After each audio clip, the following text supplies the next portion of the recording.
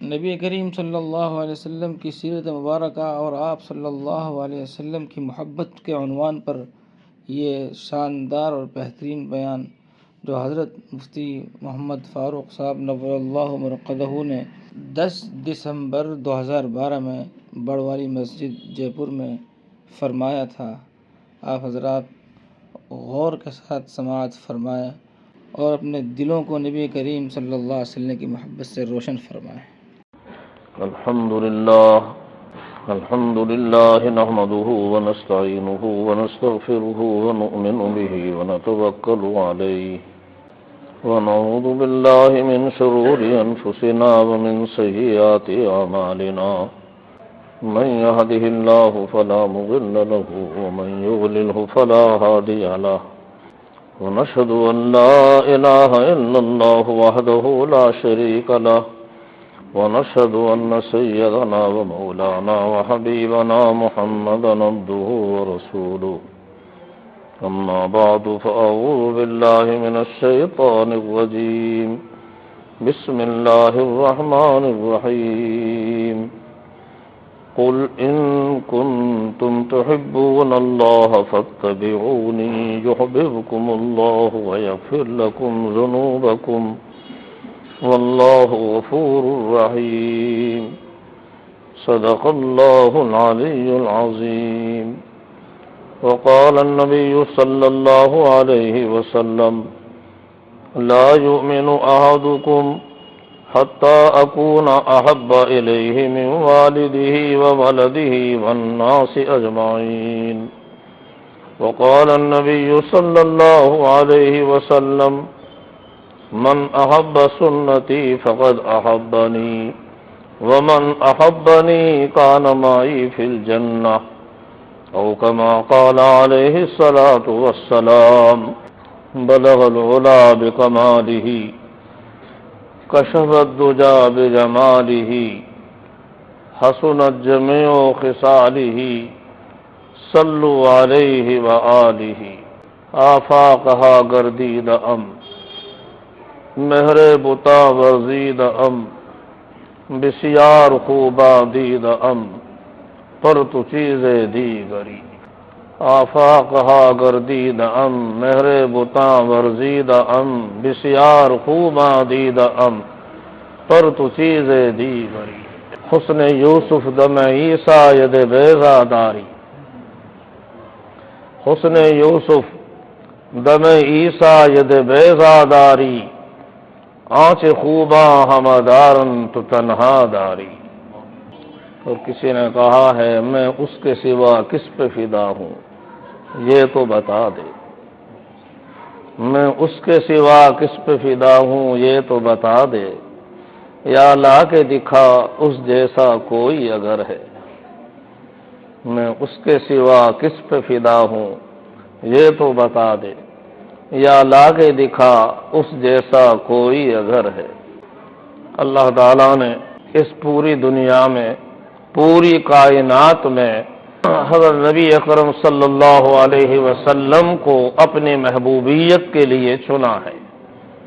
پوری کائنات میں تمام فرشتوں میں انسانوں میں تمام ساری مخلوق کے اندر اللہ نے محبوبیت کا تاج اپنے محبوب صلی اللہ علیہ وسلم کے سر کے اوپر سجایا ہے۔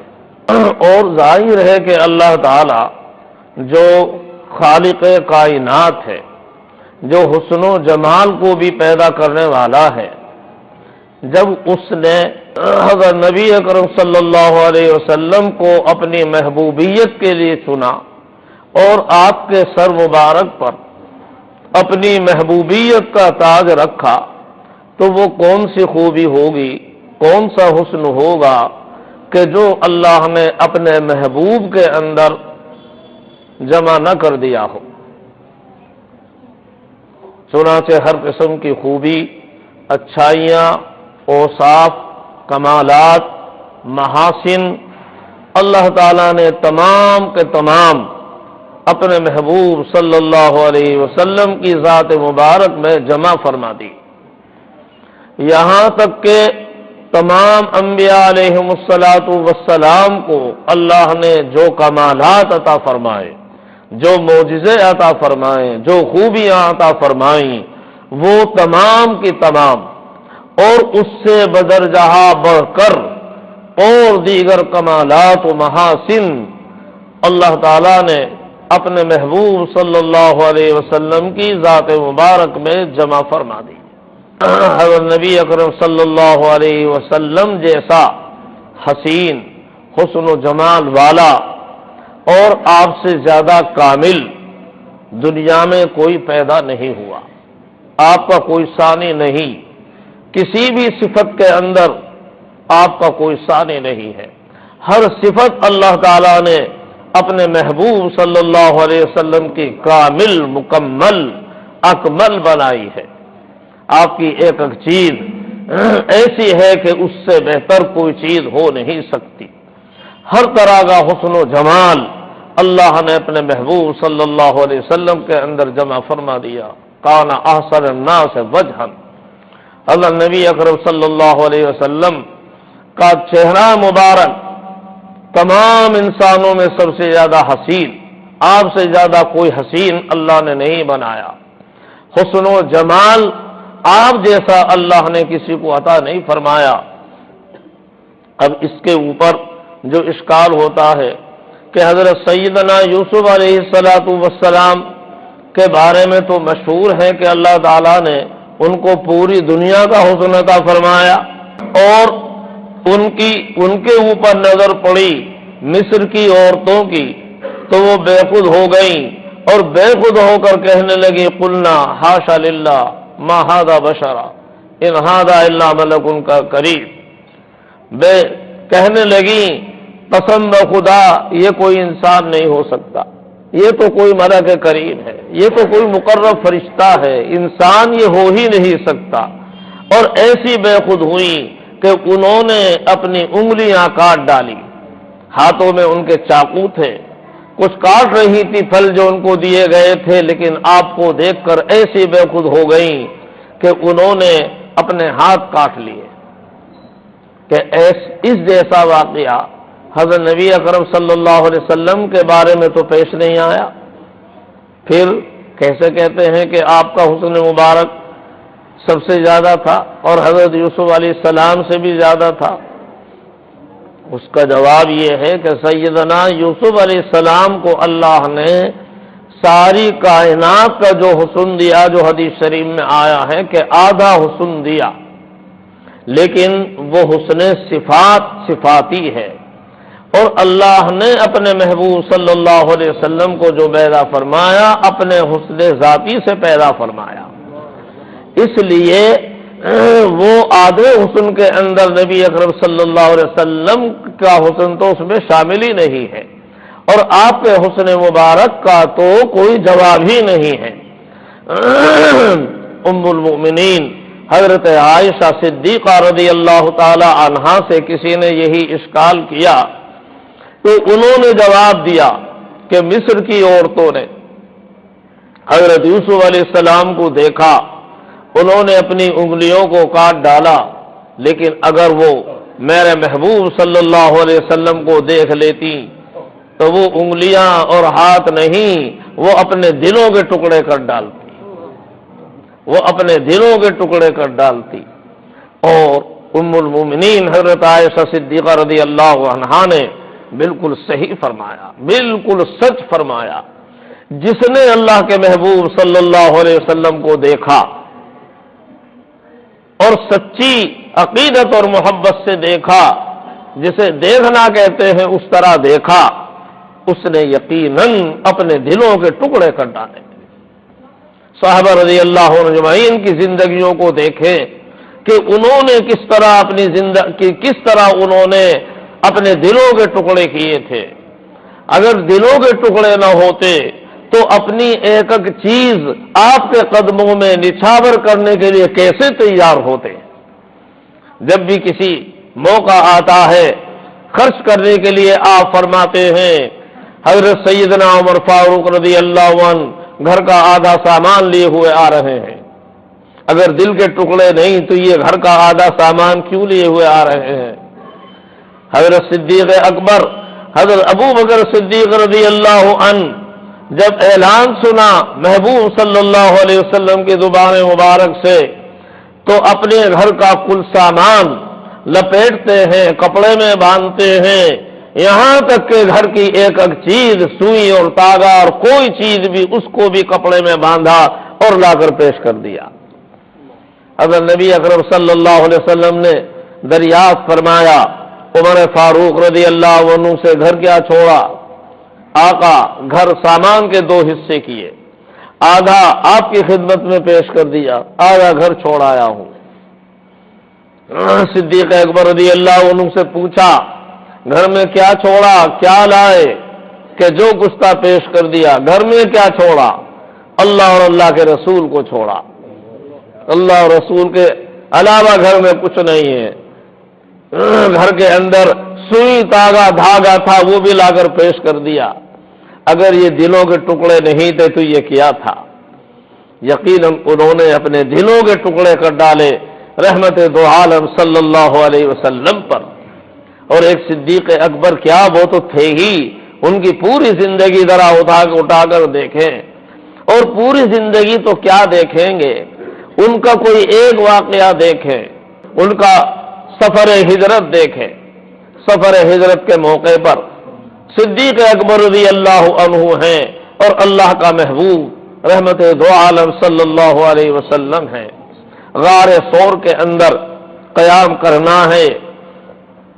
اب غار کے اندر، پہاڑ کے اندر، اس میں سانپ بھی ہو سکتے ہیں، بچھو بھی ہو سکتے ہیں، کیڑے مکوڑے بھی ہو سکتے ہیں، لیکن صدیق اکبر رضی اللہ تعالی عنہ عرض کرتے ہیں کہ آقا آپ ذرا باہر تشریف رکھیں، میں اندر جاتا ہوں، اگر کوئی الا بلا ہوگی تو صدیق پر آئے گی، اللہ کا محبوب محفوظ رہے گا۔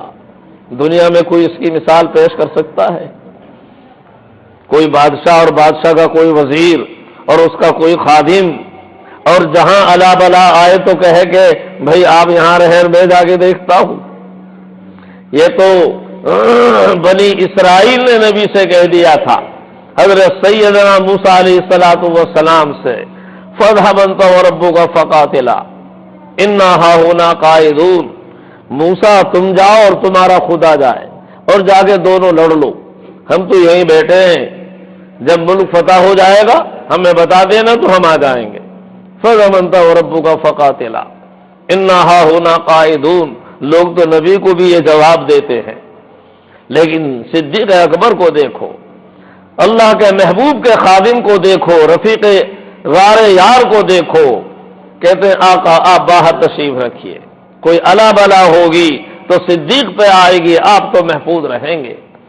صدیق کے ہوتے ہوئے اور آپ کو کوئی ادنا تکلیف پہنچ جائے، یہ ممکن نہیں، یہ نہیں ہو سکتا۔ حضرت سیدنا صدیق اکبر رضی اللہ تعالی عنہ جاتے ہیں، اندر غار کو صاف کرتے ہیں، اور بالکل صاف کرنے کے بعد سوراخ دیکھتے ہیں، کوئی سوراخ تو نہیں، اس میں کوئی مودی جانور ہو۔ اپنی چادر لی، چادر کے ٹکڑے کیے اور چادر کو پھاڑ پھاڑ کر ایک ایک سوراخ کو بند کر رہے ہیں، ایک ایک سوراخ کو بند کیا، کوئی ایسا جانور نہ ہو جو میرے آقا کو تکلیف پہنچا دے۔ دو سوراخ باقی رہ گئے، اب ان کو بند کرنے کے لیے کپڑا نہیں، ایک میں اپنی ایڑی کو رکھ دیا اور ایک کے اندر اپنا انگوٹھا گھسا دیا، تاکہ اگر کوئی مودی جانور ہو وہ کاٹے تو مجھ کو کاٹے گا اور میرے آقا محفوظ رہیں گے۔ اور پھر درخواست کرتے ہیں کہ آقا اب تشریف لائیے، اور حضرت نبی اکرم صلی اللہ علیہ وسلم کو بھی اپنے رفیق پر اتنا اطمینان کہ اب حضرت اندر تشریف لے جاتے ہیں۔ صدیق اکبر رضی اللہ تعالیٰ عنہ عرض کرتے ہیں کہ حضرت یہ میرا زانو ہے، آپ کو تکان ہے، آپ سر مبارک رکھ کر آرام فرمائیے۔ حضرت نبی اکرم صلی اللہ علیہ وسلم اللہ کا محبوب صدیق اکبر کے زانو پر اپنا سر مبارک رکھتا ہے، اور صدیق اکبر گویا اس اللہ کی کتاب کی اور اللہ کے محبوب کی اب زیارت کرنے میں محو ہے۔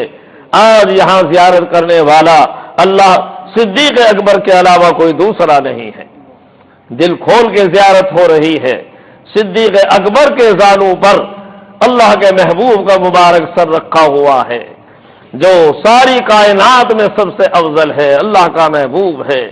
یہاں سر مبارک آپ کے زانوں مبارک پر رکھا ہے۔ کیا مبارک ہے وہ زانو، اور کیا مبارک ہے وہ صدیق کہ جس کے مبارک زانوں پر اللہ کے محبوب کا سر مبارک رکھا ہوا ہو۔ اتنے میں جن سوراخوں کو بند کیا اپنے ایڑی سے اور انگوٹھے سے، اس میں ایک اژدہا سانپ پہلے سے چھپا ہوا تھا، اس نے ڈک مارا ہے۔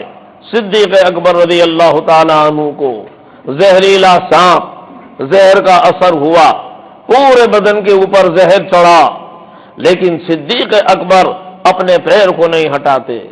جب تک میری جان میں جان ہے، جب تک اللہ کے محبوب کو ذرا سی تکلیف پہنچ جائے یہ گوارا نہیں ہے۔ صدیق جائے دنیا سے جائے، پھر بعد میں جو کچھ ہو، لیکن صدیق کے ہوتے ہوئے میرے آقا کو ادنا تکلیف پہنچے یہ نہیں ہو سکتا۔ زہر کا اثر چڑھا ہوا ہے، لیکن اور معلوم ہے کہ زہریلے جانور نے کاٹا ہے، لیکن اپنا پیر ہٹانے کے لیے تیار نہیں ہے۔ یہاں تک کہ صدیق کی آنکھوں سے آنسو، وہ تو غیر اختیاری ہے، زہر آلود گرم گرم گرے اور اللہ کے محبوب کے رخسار پر گرے۔ اور اللہ کا یہ بھی دیکھو، وہ رخسار مبارک، اور کیا وہ قیمتی آنسو ہوں گے جو اللہ کے محبوب کے رخسار مبارک پر گر رہے ہیں۔ ان آنسوؤں کی بھی کیا قیمت ہوگی، اور وہ آنسو والا کتنا قیمتی ہے کہ اس کی آنکھوں کے آنسو اور اللہ کے محبوب کے رخسار کے اوپر گر رہے ہیں۔ اگر نبی اکرم صلی اللہ علیہ وسلم کی آنکھ کھل جاتی ہے اور چہرے کو دیکھا تو وہ زہر کا اثر ہے۔ پوچھا کہ کیا ہوا، صاف صاف بتا دیا کسی جانور نے ڈسا ہے۔ ارشاد ہوا کہ اپنے پیر کو ہٹاؤ، چونکہ یقین ہے اب محبوب فرما رہے ہیں تو اب کوئی خطرہ نہیں ہے، اللہ کا محبوب ہے۔ یہ تو جو کچھ کہتے ہیں اللہ کے حکم سے کہتے ہیں، وہی سے کہتے ہیں، اب کوئی پریشانی نہیں، چاہے اژدہا ہو یا بے اژدہا ہو۔ اس لیے فوراً پیر کو ہٹایا۔ اگر نبی اکرم صلی اللہ علیہ وسلم نے اپنا لعاب دہن لیا اور صدیق اکبر کے جہاں کاٹا تھا وہاں وہ اپنا لعاب مبارک لگایا، وہ زہر بھی جاتا رہا، زہر کا اثر بھی جاتا رہا، اور ایسا ہوا کہ جیسے کسی سانپ نے کاٹا ہی نہیں تھا۔ یہاں یہ بتانا ہے کہ کیا کوئی ایسا جان نثاری کرنے والا، جان کی قربانی دینے والا کوئی ملے گا؟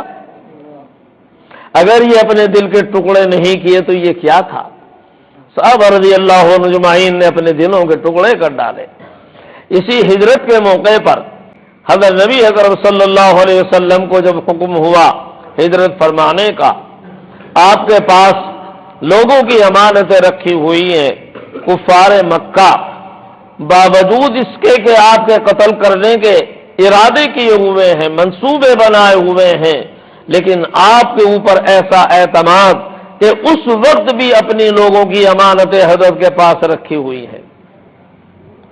لوگوں نے آپ کے مبارک حجرے کو گھیرا ہوا ہے، جو ہی اچانک آپ نکلیں سب مل کر اچانک یک بارگی حملہ کر دیں تاکہ ان کا خاندان کسی ایک کا مقابلہ نہ کرے اور کسی ایک سے بدلہ بھی نہ لے سکے۔ تلواریں لیے ہوئے ہیں، ہر خاندان کے کچھ لوگ ہیں اور پورے مبارک آپ کے حجرے مبارک کو گھیرے ہوئے ہیں، اور ادھر آپ کی امانتوں کا مسئلہ ہے۔ ایسی حالت میں بھی آپ کو امانتوں کی فکر ہے کہ لوگوں کی امانتیں ان کو کیسے پہنچیں گی۔ آپ نے بلایا حضرت علی رضی اللہ تعالی عنہ، آپ کے چچا کے بیٹے جو آپ کی اولاد کی طرح ہیں، آپ نے ان کو پالا ہے، اولاد کے درجے میں ہیں، اور فرمایا کہ علی تم میرے بستر پر سو جاؤ، مجھے تو اللہ نے ہجرت کا حکم فرمایا ہے، تم میرے بستر پر سو جاؤ، اور میرے لوگ سمجھیں گے کہ میں یہاں موجود ہوں، اور پھر تم لوگوں کی امانتیں امارت والوں کو دے کر اس کے بعد میں تم مجھ سے آ کر ملنا۔ اب ظاہر ہے کہ ایسی حالت میں جبکہ معلوم ہے کہ لوگ تلوار لیے ہوئے کائے کے لیے ہوئے ہیں، قتل کرنے کے لیے، سازش ہے، قتل کریں گے، ایسی حالت میں بستر پر سونا کوئی معمولی چیز ہے؟ لیکن حضرت علی رضی اللہ تعالی عنہ ہیں اور آپ کے بستر پر آپ کی مبارک چادر اوڑھ کر سو جاتے ہیں، اور اللہ کا محبوب وہاں سے ان تمام لوگوں کے درمیان سے جو تلواریں لیے ہوئے ہیں اور احاطہ کیے ہوئے ہیں وہ آپ کے مکان مبارک کا، وہاں سے نکل جاتے ہیں۔ اللہ کی نصرت آپ کے ساتھ ہے۔ وَجَعَلْنَا مِن بَيْنِ أَيْدِيهِمْ سَدًّا وَمِنْ خَلْفِهِمْ سَدًّا، یہ آیت پڑھتے ہوئے جاتے ہیں اور وہ گویا تمام کے تمام اندھے ہو جاتے ہیں، اور آپ کے دستے مبارک میں مٹی ہے، آپ ان کے سروں کے اوپر کو ڈالتے ہوئے چلے جاتے ہیں، نکل کے چلے گئے، ان کے سروں کے اوپر خاک ڈالتے ہوئے چلے گئے۔ اب جب صبح ہوتی ہے اور وہ دیکھتے ہیں کہ ایک بارگی حملہ کرے تو وہاں تو اٹھے تو دیکھا وہ تو حضرت علی ہیں، ان کے تو قتل کرنے کا ارادہ نہیں تھا، قتل تو کسی اور کو کرنا تھا۔ اب آپس میں وہ سوچتے ہیں بھئی کیا ہوا، کہاں گئے، کدھر گئے؟ اب ایک دوسرے کو کہتے ہیں ارے وہ رات ہی تو تھے، وہ تو گئے تھے اور دیکھا نہیں، اور یہ سر پہ مٹی کیسی ہے، یہ مٹی بھی پڑی ہوئی ہے۔ اب معلوم ہوا کہ وہ تو نکل گئے، چلے گئے۔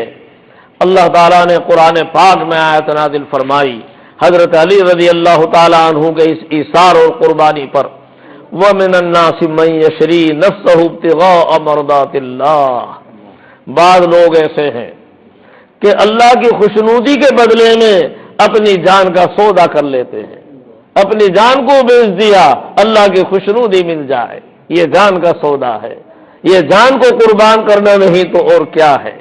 اگر یہ دلوں کے ٹکڑے نہیں کیے تھے تو یہ کیا تھا؟ جس نے بھی دیکھا آقا صلی اللہ علیہ وسلم کو اس نے دلوں کے ٹکڑے کر ڈالے۔ اگر نبی اکرم صلی اللہ علیہ وسلم کی خدمت میں ایک شخص آیا، اس کے ہاتھ میں آپ نے انگوٹھی دیکھی، سونے کی انگوٹھی، آپ نے اس کو لیا، نکال کے پھینک دیا۔ منشا یہ تھا کہ سونے کی انگوٹھی مردوں کے لیے جائز نہیں۔ مجلس برخاست ہو گئی، اٹھ کے سب جانے لگے۔ اس شخص سے کہا، وہ اٹھ کے چل دیا، انگوٹھی کی طرف کوئی توجہ نہیں دی۔ کسی ساتھی نے کہا ارے بھائی اپنی انگوٹھی تو اٹھا لو، حضرت کا منشا یہ تھوڑا ہی تھا پھینکنے سے، حضرت کا منشا تو صرف اتنا تھا کہ بھائی یہ عورتوں کو دے دو، یہ تو مردوں کے لیے جائز نہیں ہے، عورتوں کے لیے تو جائز ہے، عورتوں کو دے دینا۔ لیکن وہ صحابی کیا جواب دیتے ہیں کہ نہیں، جس کو میرے آقا نے میرے ہاتھ سے نکال کے پھینک دیا، اب میں اس کو اٹھا نہیں سکتا۔ جس کو اللہ کے محبوب نے میرے آقا نے ہاتھ سے نکال کر پھینک دیا، اب میں اس کو اٹھا نہیں سکتا۔ یہ دلوں کے ٹکڑے نہیں تھے تو کیا تھا؟ ایک صحابی کے مکان کے پاس کو گزر ہوا، بالا خانہ بنایا 2 منزلہ، اور آپ اس وقت میں نہیں چاہتے تھے کہ لوگ بے جا اور بے ضرورت عمارات کے اندر لگیں، بلکہ اصل پورا سرمایہ تو دین کی اشاعت پر لگنا چاہیے۔ یہ مکان یہ چیزیں تو دوسرے نمبر کی چیزیں ہیں، آپ نے ان کے لیے پسند نہیں کیا۔ آپ جب وہاں کو گزرے، پوچھا کہ یہ کس نے بنایا؟ بتایا فلاں صحابی نے۔ وہ حاضر ہوئے۔ حضرت نبی اکرم صلی اللہ علیہ وسلم کی عادت مبارکہ تھی، کسی سے محبت ہوتی تو اس کا بھی اظہار فرماتے، ناراضگی ہوتی تو اس کا بھی اظہار فرماتے۔ اب جب یہ حاضر ہوئے تو آپ نے ان کی طرف توجہ نہیں فرمائی، اعراض فرمایا، چہرہ ادھر سے ادھر کو پھیلا لیا۔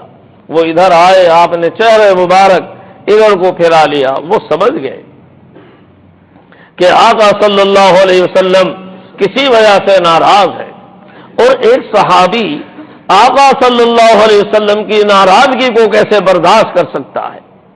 بے قرار ہو گئے۔ صحابہ سے پوچھا، ساتھیوں سے پوچھا، حضرت کی ناراضگی کا سبب کیا ہے؟ کچھ تو بتاؤ۔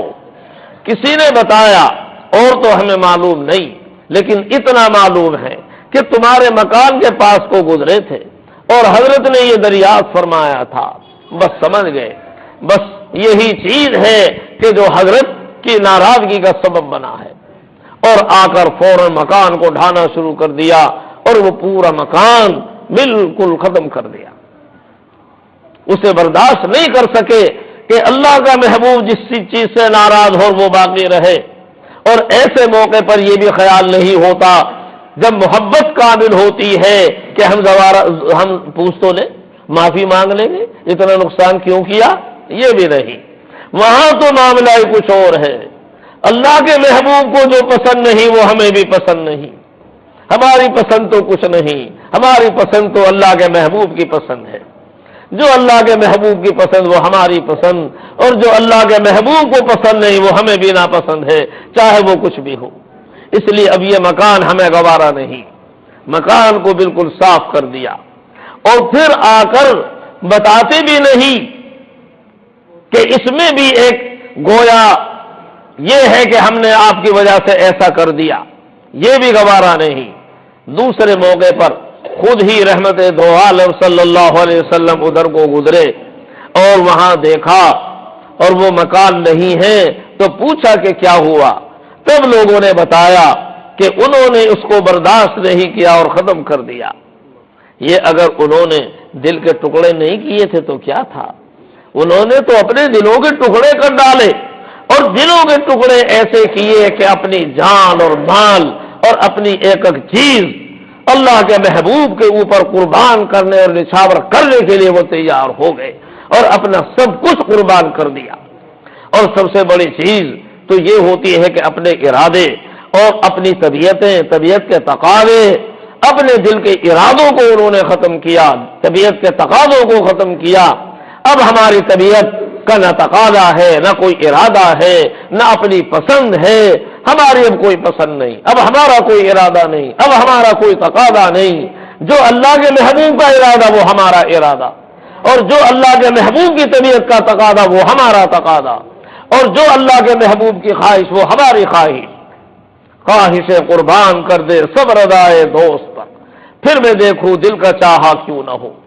صحابہ رضی اللہ عنہ اجمعین نے ایسا اپنے آپ کو مٹایا اور ایسا سب کچھ اپنا فنا کر دیا کہ بالکل نبی اکرم صلی اللہ علیہ وسلم کے وہ نمونہ بن گئے، یہاں تک کہ لباس میں، کھانے میں، پینے میں، عادت میں، خصلت میں، اٹھنے میں، بیٹھنے میں، ایک ایک چیز ایسی اختیار کر لی اللہ کے محبوب کی کہ گویا وہ آپ کا نمونہ بن گئے۔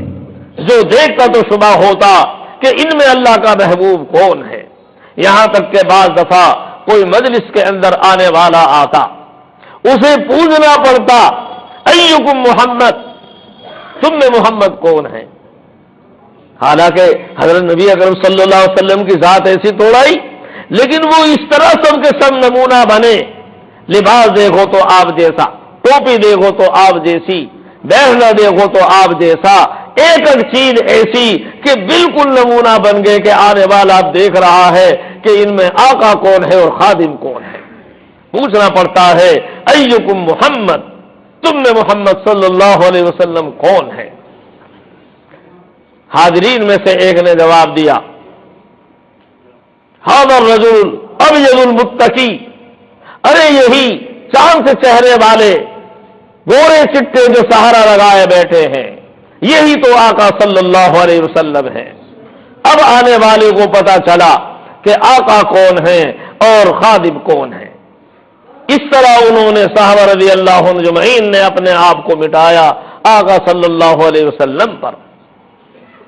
یہی صدیق اکبر رضی اللہ تعالی عنہ ہے، ہجرت ہی کے موقع پر مدینہ طیبہ حاضری ہوتی ہے، اور جب حاضر ہوئے چونکہ تھکے ہوئے ہیں، تکان ہے، راستے میں بھی ایک دفعہ ایسا ہوا کہ پیاس لگی ہوئی ہے، بھوک لگی ہوئی ہے، ایک جگہ ریوڑ بکریوں کا ملا۔ صدیق اکبر رضی اللہ عنہ اس کے مالک کو پہچانتے تھے، خادم سے کہا کہ تو فلاں کا ہے اور یہ فلاں کی بکریاں ہیں؟ کہ جی ہاں۔ کہ اچھا، حضرت ان کو پہچانتے تھے، وہ انکار نہیں کرے گا، اور اس وقت اس کی اجازت بھی ہوتی تھی کہ مسافر کوئی ہو تو ان کو دودھ وغیرہ پلا دے۔ حضرت نے فرمایا کہ بھائی تم ذرا دودھ دوہو اپنی بکری کا. اس نے دودھ دوہا، صاف کیا. صدیق اکبر رضی اللہ عنہ نے وہ دودھ لیا، اور اس وقت میں گرمی کا زمانہ، دودھ گرم، تو اس میں پانی ملایا ٹھنڈا کرنے کے لیے. اور وہ جب ٹھنڈا ہو گیا، اب حضرت نبی اکرم صلی اللہ علیہ وسلم کو پیش کرتے ہیں کہ حضرت یہ دودھ آپ نوش فرمائیے. صدیق اکبر رضی اللہ عنہ فرماتے ہیں، بخاری شریف کی روایت ہے، فشریبا حتی رضیت، حضرت نے اسے نوش فرمایا. اور کہتے ہیں کتنا نوش فرمایا؟ صدیق اکبر کہتے ہیں حتی رضیت، میں خوش ہو گیا. اتنا حضرت نے نوش فرمایا کہ میرا دل خوش ہو گیا. حتی رضیت، دودھ نوش فرما رہے ہیں رحمت دو عالم صلی اللہ علیہ وسلم، اور دل خوش ہو رہا ہے صدیق اکبر کا. ذرا تعلق تو دیکھو، کس درجے ان کو تعلق ہوگا. کہتے ہیں فشریبا حتی رضیت، حضرت نے پیا اور اتنا پیا کہ حتی رضیت، میں خوش ہو گیا، میرا دل خوش ہو گیا. مدینہ طیبہ پہنچے، اور وہاں کے مدینہ طیبہ کے رہنے والے لوگ ابھی حاضر ہوئے ملاقات کے لیے. تکان ہے. صدیق اکبر رضی اللہ عنہ اور اللہ کی رحمت دو عالم صلی اللہ علیہ وسلم، اللہ کے محبوب، لوگ نہیں سمجھ پا رہے ہیں کہ آقا کون ہے اور خادم کون ہے.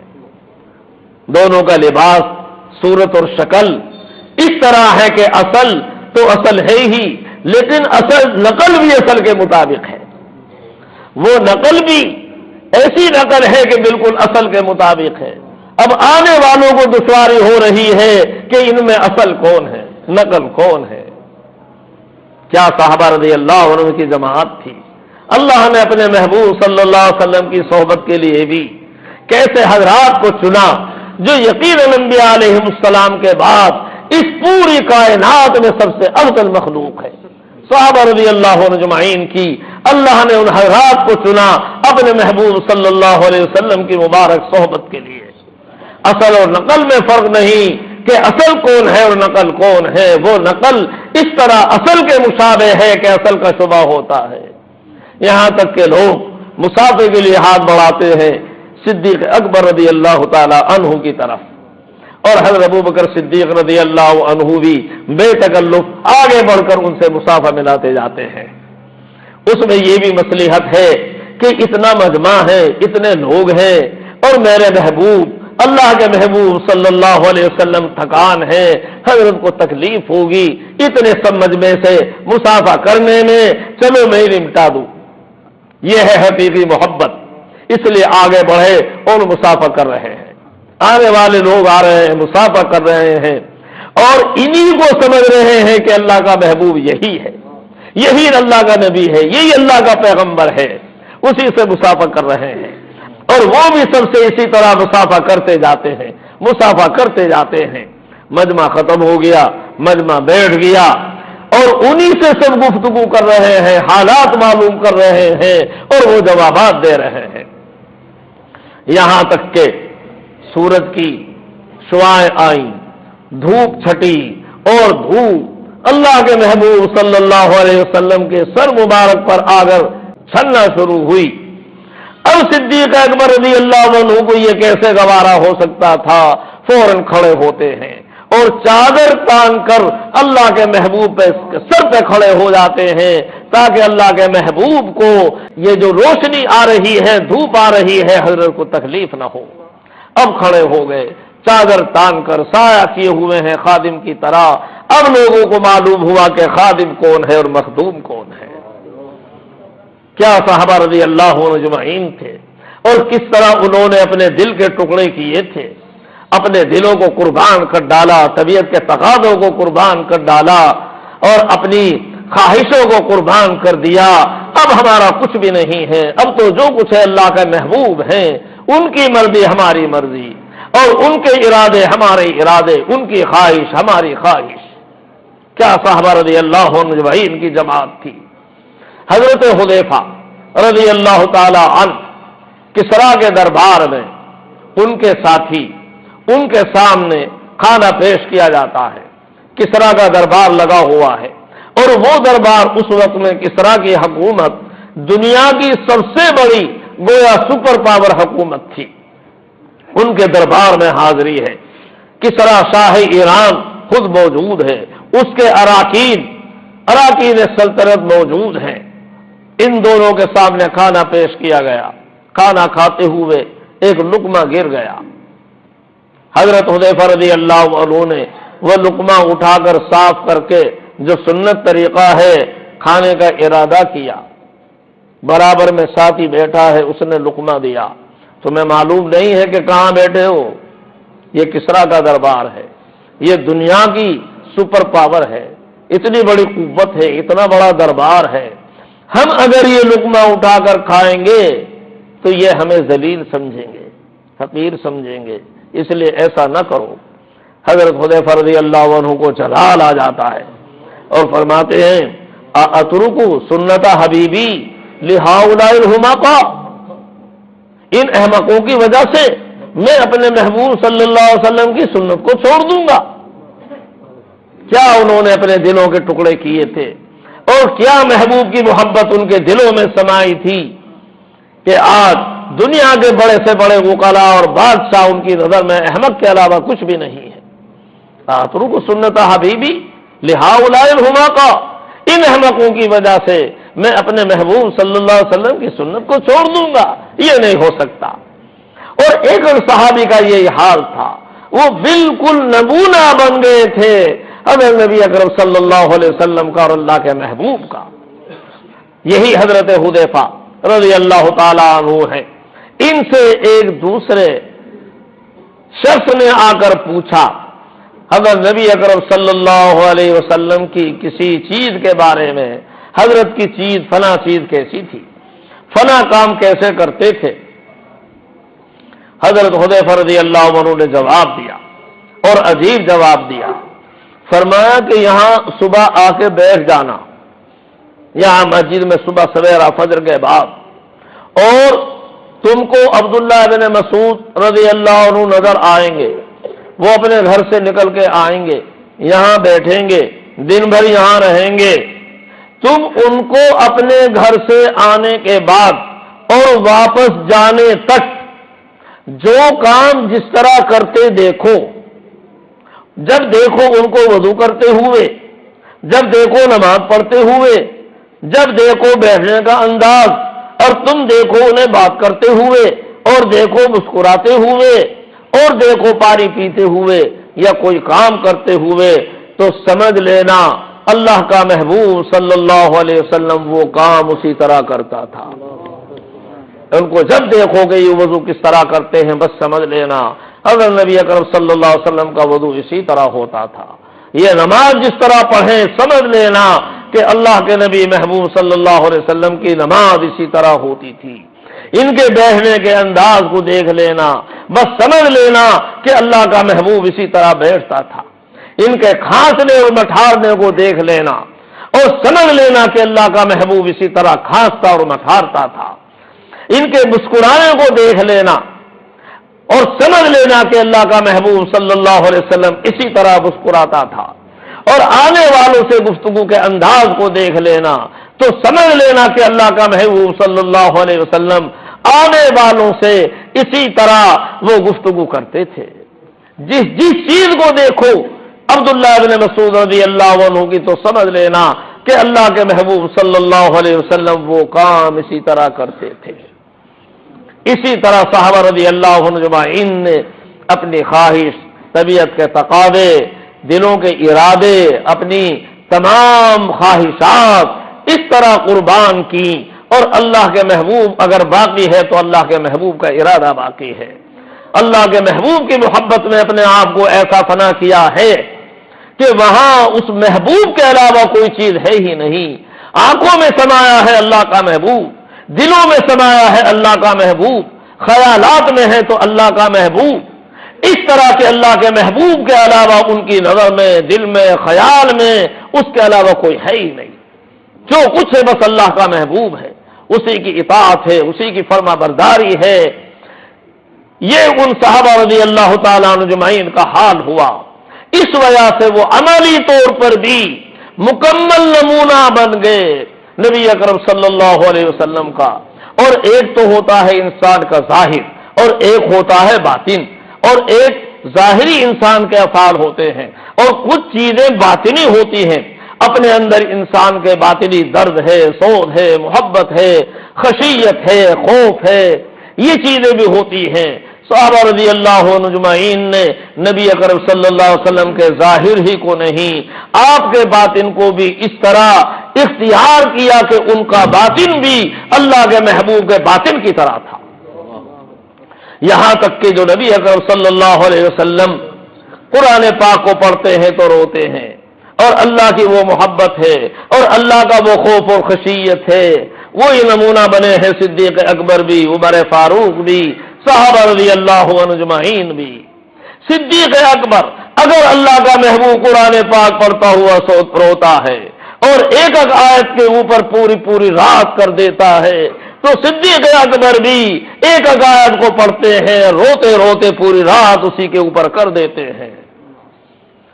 اگر نبی اکرم صلی اللہ علیہ وسلم کو نماز میں رونا آتا ہے، حضرت سیدنا امیر المومنین عمر فاروق رضی اللہ تعالیٰ عنہ جیسا بہادر شخص بھی، صحابی کہتے ہیں کہ فجر کی نماز پڑھا رہے ہیں اور قرآن شریف پڑھتے ہوئے آپ کی چیخیں نکل جاتی ہیں اور آپ کی آواز ہم وہاں پیچھے سب میں وہاں تک سنتے ہیں۔ آپ کے باطن کو بھی انہوں نے اس طرح اختیار کیا۔ آپ کے جو ارادے ہیں وہ بھی، یعنی اللہ کے ساتھ جو اللہ کے محبوب کے دل کا تعلق ہے، انہوں نے اللہ کے محبوب کے دل کے ساتھ وہ رسائی حاصل کی اور وہ یگانگت حاصل کی کہ بعض دفعہ جو اللہ کے محبوب کے دل کے اوپر القا ہو رہا ہے اللہ کی طرف سے، اسی کا عکس پڑ رہا ہے صحابہ رضی اللہ عنہ اجمعین کے دلوں کے اوپر بھی۔ یہاں تک کہ عمر فاروق، حضرت عمر فاروق رضی اللہ تعالی عنہ، اللہ کے محبوب کے دل کے اوپر ابھی روشنی پڑ رہی ہے اللہ کی آنے والی وحی کی، ابھی وحی نہیں آئی اور وہ وحی نازل ہونے والی ہے اللہ کے محبوب پر، اور اس کا عکس پڑ رہا ہے اللہ کے محبوب کے دل کے اوپر۔ یہ عمر فاروق رضی اللہ عنہ ہیں، انہوں نے اپنے دل کو اللہ کے محبوب کے دل پر ایسا قربان کیا ہے اور ایسا اس دل سے تعلق قائم کیا ہے کہ اس وحی کی وہ کرنیں اور شعاعیں حضرت عمر فاروق رضی اللہ عنہ اپنے دل میں محسوس کرتے ہیں اور بعض دفعہ ان چیزوں کو بیان کرتے ہیں کہ ایسا ہونا چاہیے، اور پھر دیکھا تو اسی کے مطابق وحی نازل ہوئی، قرآن پاک اسی طرح نازل ہو رہا ہے۔ تقریباً 22 جگہ ایسی ہیں کہ جس طرح حضرت عمر فاروق رضی اللہ عنہ کے دل میں آیا اور اسی کے مطابق اللہ نے وحی نازل فرمائی۔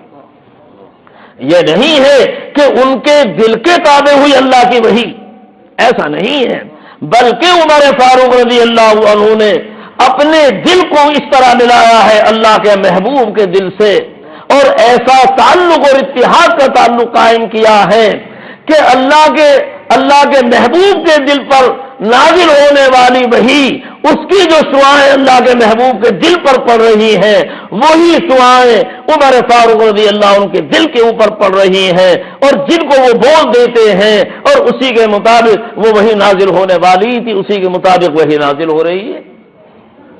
دنیا میں صحابہ رضی اللہ عنہ اجمعین سے بہترین مجمع کوئی نہیں گزرا انبیاء علیہ السلام کے بعد، جنہوں نے اپنے آپ کو اللہ کے محبوب کے اوپر اس طرح قربان کیا ہو۔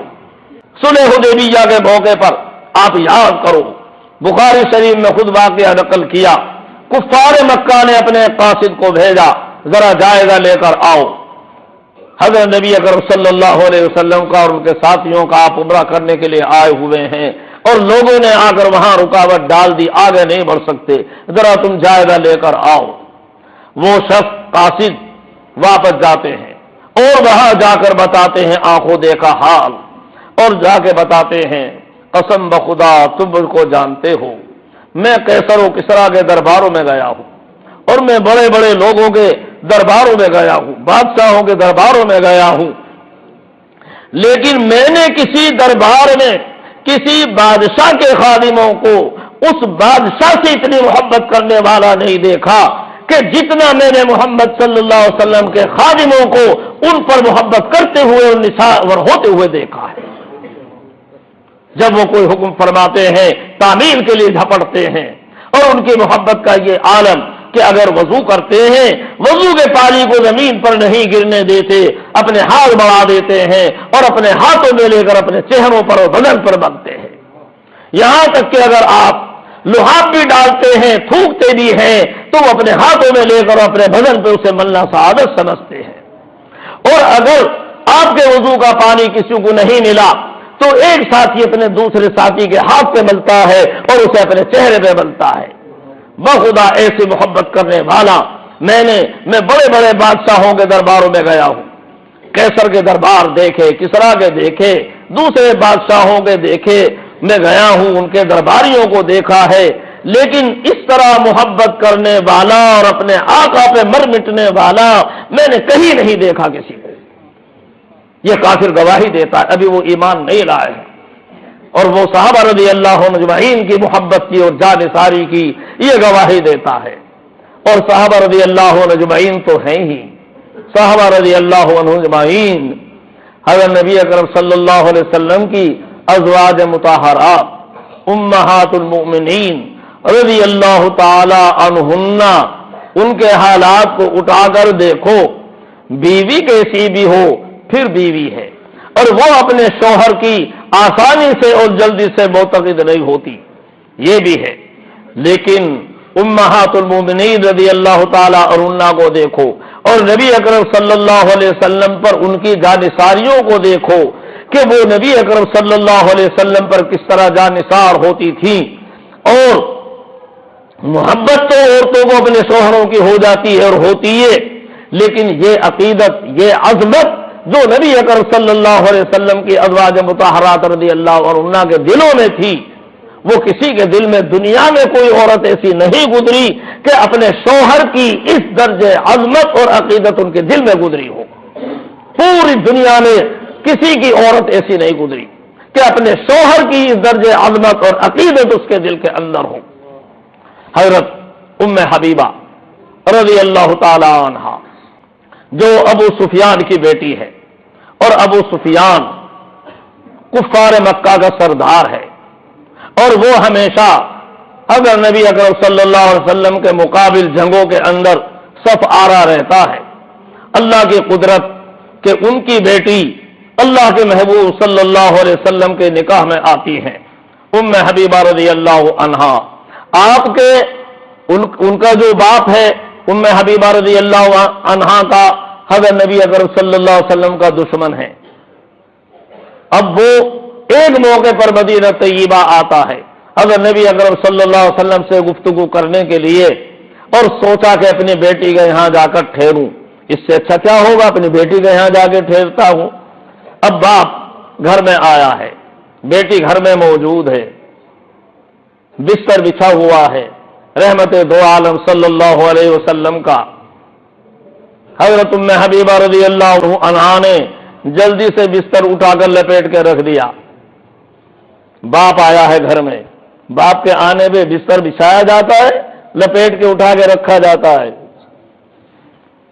وہاں بستر کو اٹھا کے لپیٹ کے رکھ دیا، اور باپ بھی کوئی معمولی باپ نہیں، مکے کا سردار ہے، اور اتنا بڑا سردار ہے اپنی قوم کا، اور وہ آیا ہے، اور ایک مدت گزر گئی اس کو اپنے باپ سے ملے ہوئے، لیکن اندازہ لگاؤ کہ بستر کو لپیٹ کر رکھ دیا۔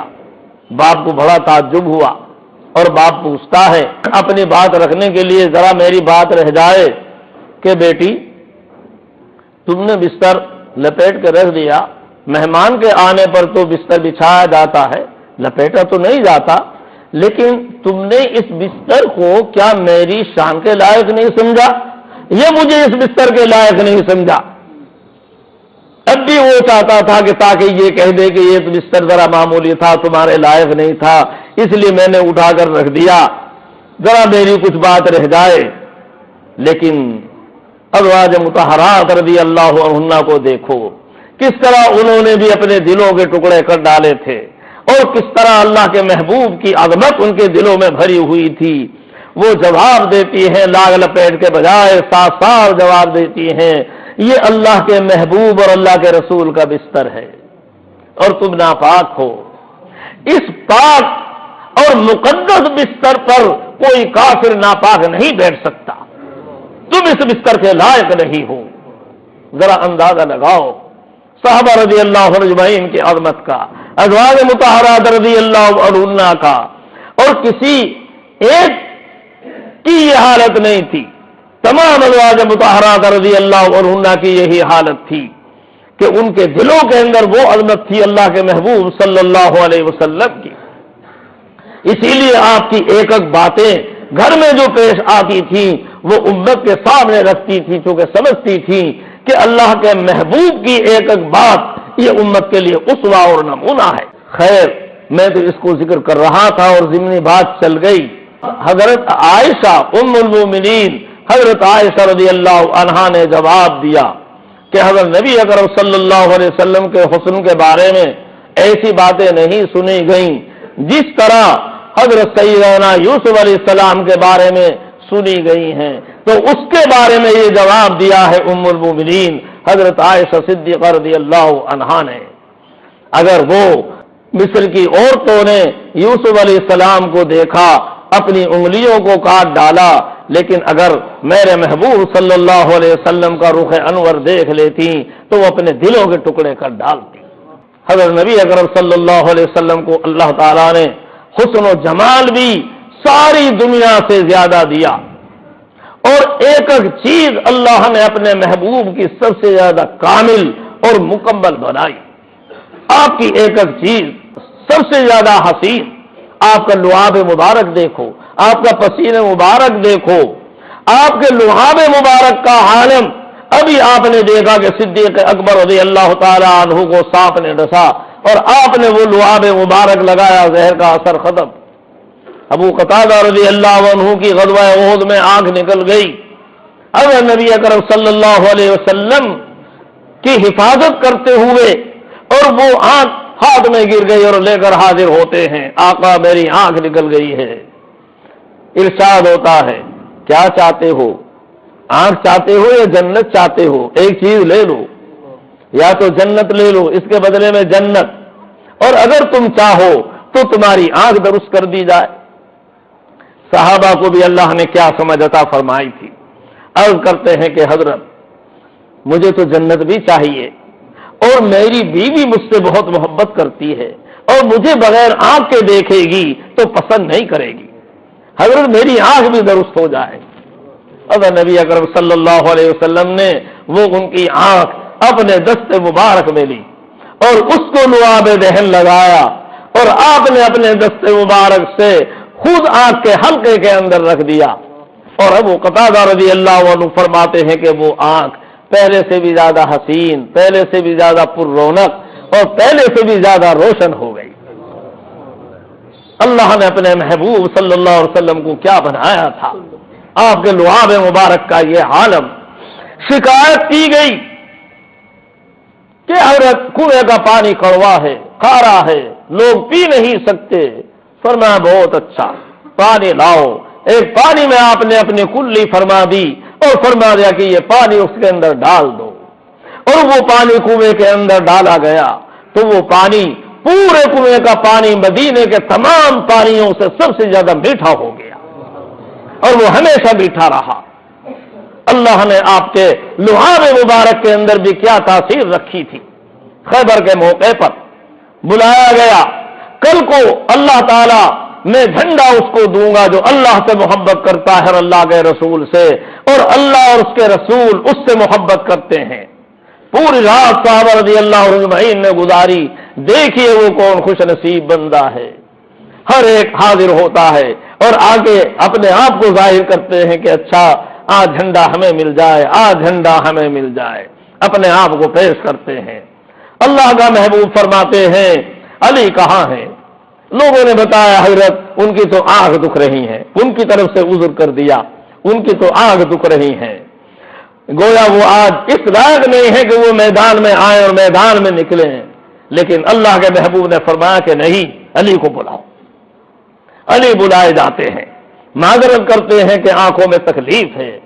اگر نبی اکرم صلی اللہ علیہ وسلم نے اپنا لعاب دہن لیا اور آنکھوں کو لگایا، اور آنکھوں میں لگانا تھا وہ آنکھوں کی جو تکلیف تھی ساری جاتی رہی، جو تکلیف تھی، جو درد تھا، سب ختم۔ اللہ کے محبوب نے اپنا لعاب ذہن لگا دیا، اب ان آنکھوں کو تکلیف کیسی، اور انہی کو جھنڈا دیا گیا، اور انہی کے دست مبارک پر خیبر کا قلعہ فتح ہوا، حضرت سیدنا حضرت علی رضی اللہ تعالیٰ عنہ کے دست مبارک پر۔ اللہ نے اپنے محبوب کو کیا بنایا تھا، ایک ایک چیز کیسی پیاری تھی، کیسی حسین تھی، اور تو کیا چیزیں، آپ کا بدن مبارک سے نکلنے والا پسینہ، یہ تو کسی کا بھی دیکھو بڑے سے بڑے گا اس میں سے بدبو آئے گی، لیکن اللہ کے محبوب کے بدن سے نکلنے والا پسینہ بھی وہ پسینہ تھا کہ دنیا کا کوئی عطر اس پسینے کا مقابلہ نہیں کر سکتا تھا۔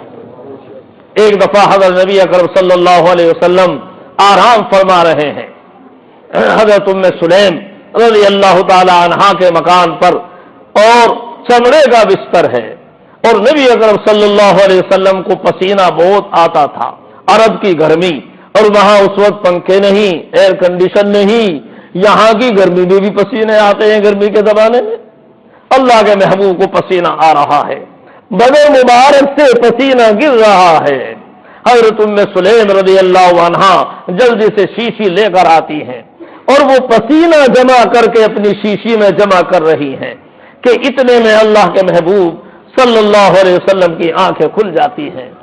آپ فرماتے ہیں ما تصنعینا یا ام سلیم، ام سلیم تم یہ کیا کر رہی ہو؟ عرض کیا کہ حضرت یہ آقا کا پسینہ ہے، میں اسے شیشے میں جمع کر رہی ہوں۔ کیوں، اس کا کیا کرنا ہے؟ کہ حضرت ہم اس میں اپنا اور عطر ملاتے ہیں، آپ کا یہ پسینہ دوسرے عطر میں ذرا سا قطرہ ٹپکاتے ہیں، اور جس عطر میں یہ آپ کے مبارک پسینے کا قطرہ مل جاتا ہے، دنیا کا کوئی عطر پھر اس عطر کا مقابلہ نہیں کرتا۔ اور پھر ہم یہ عطر اپنی دلہن کو، دلہن جب وہ رخصت ہو کے شوہر کے یہاں جاتی ہے تو اپنے دلہنوں کے لگاتی ہے۔ اللہ نے اپنے محبوب صلی اللہ علیہ وسلم کو کیا بنایا تھا، آپ کی ایک ایک چیز ایسی دل فریب تھی کہ بس اس کو کیا کہا جائے۔ ایک شخص حاضر ہوتے ہیں اور آگے کہتے ہیں کہ حضرت میری بیٹی کی شادی ہے، آپ کچھ میری مدد فرمائیے۔ حضرت کے پاس اس وقت دینے کے لیے کچھ نہیں تھا۔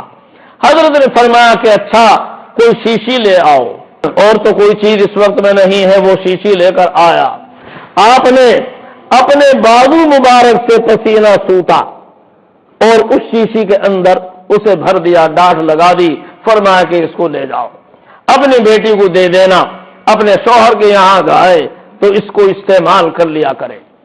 چنانچہ وہ بیٹی شوہر کے یہاں گئی اور اس نے پسینہ، وہ عطر جو شیشی میں دیا ہے اللہ کے محبوب نے، اسے استعمال کرتی ہیں۔ اس کی خوشبو پورے گھر میں مہکتی ہے، باہر تک مہکتی ہے، یہاں تک کہ لوگ گزرتے ہیں کہتے ہیں بھائی اس گھر میں سے کیسی خوشبو آتی ہے، کیسی خوشبو آتی ہے، کیسی خوشبو آتی ہے، یہاں تک کہ کہتے ہیں کہ وہ گھر ہی بیت المطیبین مشہور ہو گیا، خوشبو والوں کا گھر، ارے خوشبو والوں کا گھر۔ اللہ نے اپنے محبوب صلی اللہ علیہ وسلم کو کیا بنایا تھا۔ اگر نبی اکرم صلی اللہ علیہ وسلم کسی سے مصافحہ فرماتے، دن بھر اپنے ہاتھ میں وہ اس کی خوشبو محسوس کرتا تھا، اور لوگ پہچان لیتے تھے کہ اس سے اللہ کے محبوب نے آج مصافحہ کیا ہے۔ اگر اللہ کا محبوب صلی اللہ علیہ وسلم کسی بچے کے سر پر اپنا دست مبارک رکھتے تھے تو اس بچے کے سر سے خوشبو آیا کرتی تھی، اور وہ بچہ دوسرے بچوں میں پہچانا جاتا تھا، یہ وہ بچہ ہے کہ جس کے سر پر اللہ کے محبوب نے اپنا دست مبارک رکھا ہے۔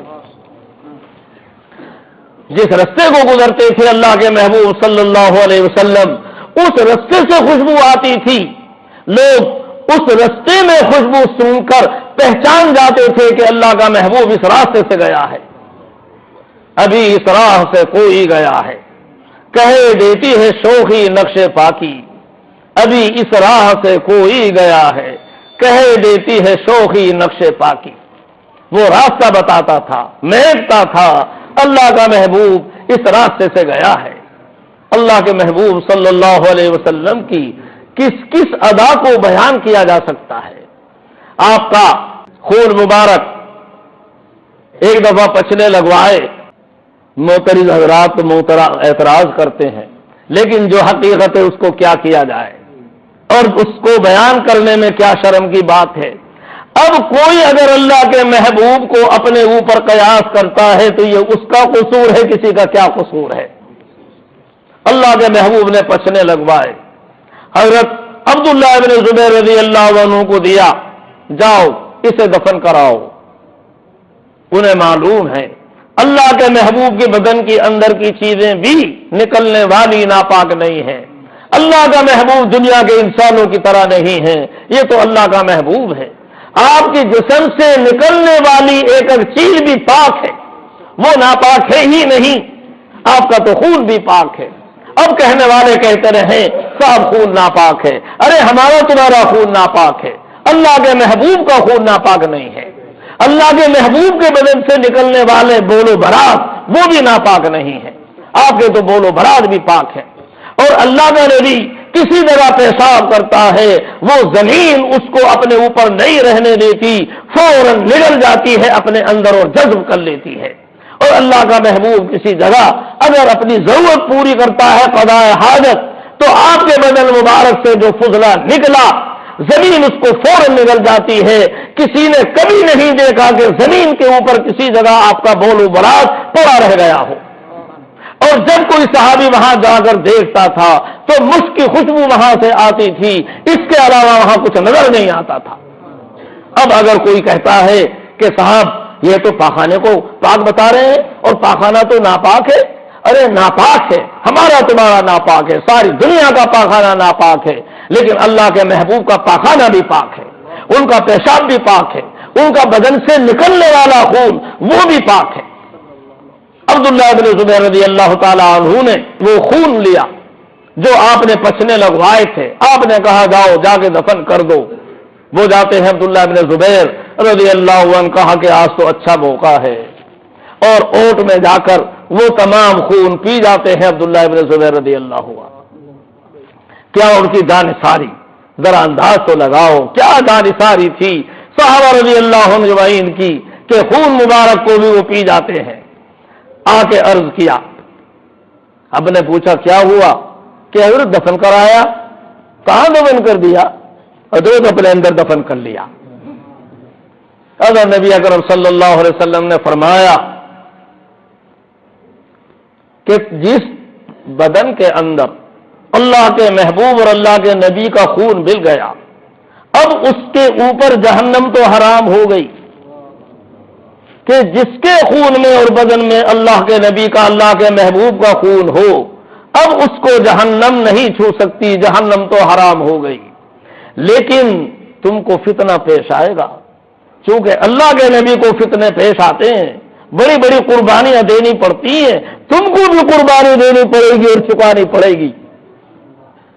چنانچہ اس کے بعد سے حضرت عبداللہ ابن زبیر رضی اللہ عنہ کے منہ سے ہمیشہ مشک کی خوشبو آتی تھی، ان کے منہ سے ہمیشہ مشک کی خوشبو آتی تھی، یہاں تک کہ جب ان عبداللہ ابن زبیر رضی اللہ عنہ کو خلیفہ بنایا گیا، یزید کا زمانہ ہے اور ان کو یزید کے ہاتھ پر بیعت ہوئی ہے، لیکن عبداللہ ابن زبیر رضی اللہ عنہ کے ہاتھ پر وہاں مدینے کے لوگوں نے بیعت کی، اور پھر جب یزید کی فوجیں وہاں آئی تو یہ نکل کر مکہ مکرمہ چلے گئے اور مکہ مکرمہ کے لوگوں نے ان کو اپنا خلیفہ بنا لیا۔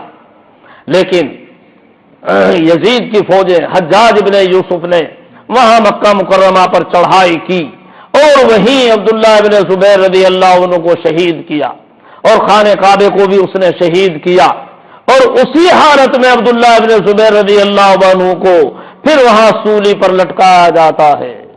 لیکن یہ سولی پر جسم لٹک رہا ہے اور آج بھی اس کے منہ سے مشک کی خوشبو آ رہی ہے، جب تک یہ زمین پر رہا یہ جسم اس کے منہ سے مشک کی خوشبو آتی رہی، برابر مشک کی خوشبو آتی رہی۔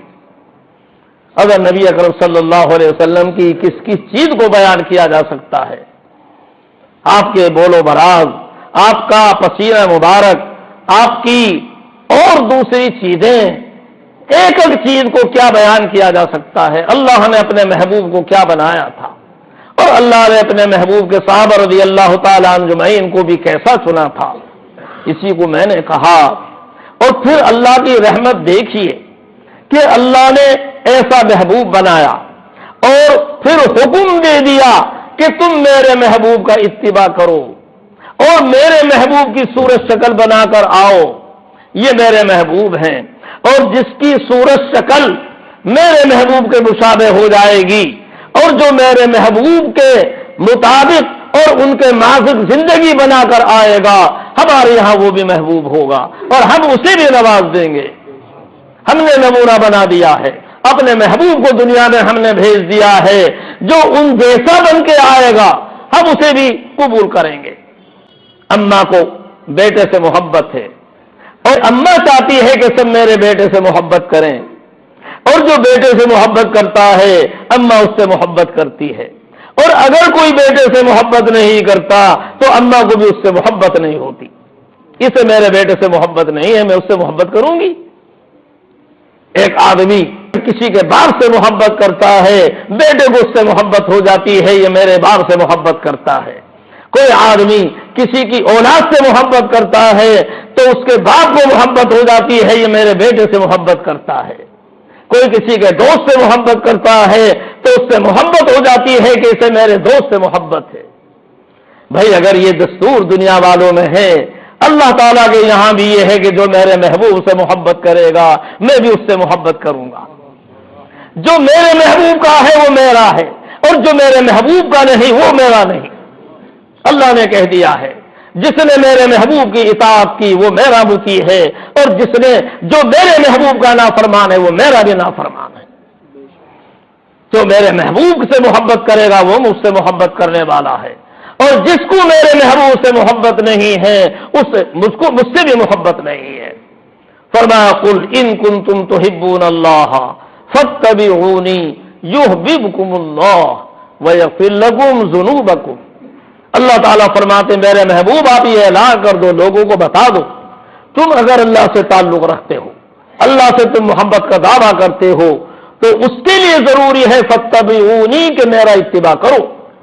اور کامل اتباع کامل محبت کے بغیر نہیں ہو سکتا، کہ سمجھ میں آئے یا نہ آئے لیکن ہمیں اتباع کرنا ہے، اور کامل اتباع تو مطلب یہ ہوا کہ مجھ سے محبت کرو، اور محبت بھی کامل محبت جس کے نتیجے میں تم میرا پورا پورا اتباع کرو گے۔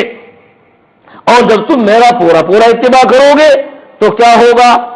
یحببکم اللہ، اللہ تم سے محبت کرے گا۔ ارے اللہ تمہیں اپنا محبوب بنا دے گا۔ بھلا کسی بندے کے لیے اس سے بڑھ کر کوئی خوش نصیبی ہو سکتی ہے کہ یہ بندہ اللہ کا محبوب بن جائے؟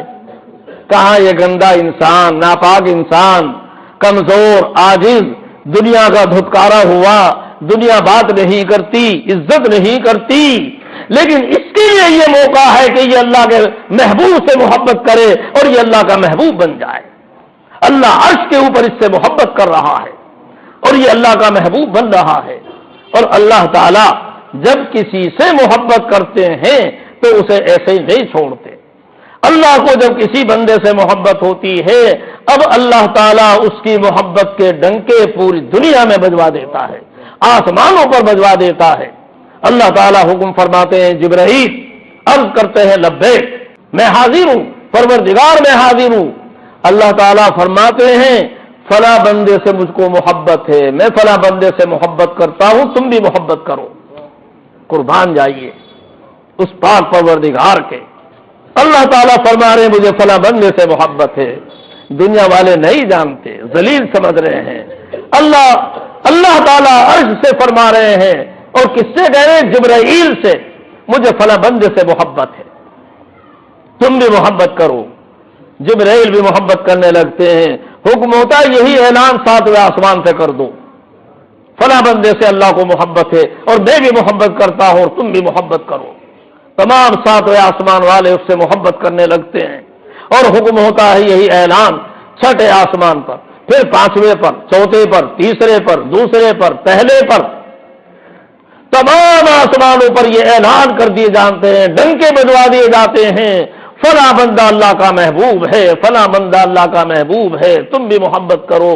تمام آسمان والے اس سے محبت کر رہے ہیں. اور پھر ثم یوضع له القبول فی الارض، پھر زمین میں اس کی محبت ڈال دی جاتی ہے. اپنے پرائے جانتے نہیں، پہچانتے نہیں، لیکن جو دیکھتا ہے محبت کرنے پہ مجبور ہوتا ہے.